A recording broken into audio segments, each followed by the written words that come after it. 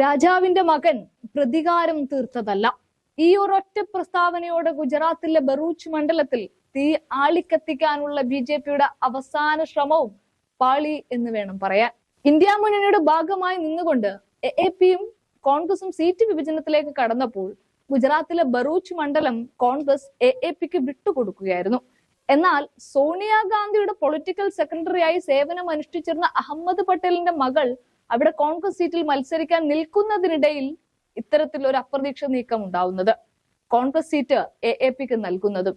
അതേസമയം ഇക്കാര്യത്തിൽ നിരാശയോടെ അതൃപ്തി പ്രകടിപ്പിച്ചിരുന്ന അഹമ്മദ് പട്ടേലിന്റെ മകൾ മുംതാസ് പട്ടേലിനോടൊപ്പം ചേർന്ന് ബി.ജെ.പി രാഹുലിനെ രൂക്ഷമായി വിമർശിക്കുകയും ചെയ്തിരുന്നു. ഇത്തരത്തിലൊരു രാഷ്ട്രീയ ആയുധമാക്കി ഇക്കാര്യത്തെ മാറ്റാമെന്ന് മുംതാസ് പട്ടേലിനെ തങ്ങൾക്കൊപ്പം ചേർത്ത് ഇന്ത്യ മുന്നണിയെ പൂട്ടാമെന്നും സ്വപ്നം കണ്ടിരിക്കുകയാണ് മുംതാസ് പട്ടേലിന്റെ പ്രതികരണം വീണ്ടും വരുന്നത്.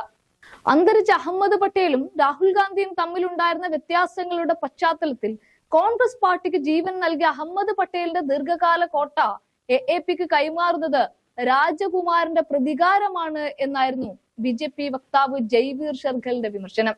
എന്നാൽ ഇന്ത്യ സഖ്യത്തിന്റെ തീരുമാനത്തെ ഞാൻ അംഗീകരിക്കുകയും ബഹുമാനിക്കുകയും ചെയ്യുന്നു എന്നും ബറൂച്ചിന്റെ മുഴുവൻ ചിത്രവും പരിഗണിക്കുകയും പരിശോധിക്കുകയും ചെയ്തതിനു ശേഷമായിരിക്കണം കോൺഗ്രസ് ഇത്തരം ഒരു തീരുമാനത്തിലേക്ക് എത്തിയത് എന്ന് താൻ വിശ്വസിക്കുകയും ചെയ്യുന്നു എന്ന് പറഞ്ഞുകൊണ്ട് ഇന്ത്യ സഖ്യത്തിന്റെ ഭാഗമായ എ.പി സ്ഥാനാർത്ഥി ചൈതർ വാസവയ്ക്ക് വേണ്ടി പ്രചാരണത്തിന് ഇറങ്ങുകയും ചെയ്യുമെന്ന് മുംതാസ് പറഞ്ഞു. ഇതോടെ എല്ലാം പാർട്ടി പറയുന്നത് പോലെ എന്ന മുംതാസ് പട്ടേലിന്റെ ഒറ്റ തീരുമാനത്തിലൂടെ ബി.ജെ.പിയുടെ എല്ലാ പ്ലാനും ഗുജറാത്തിൽ തകർന്നടിയുകയായിരുന്നു.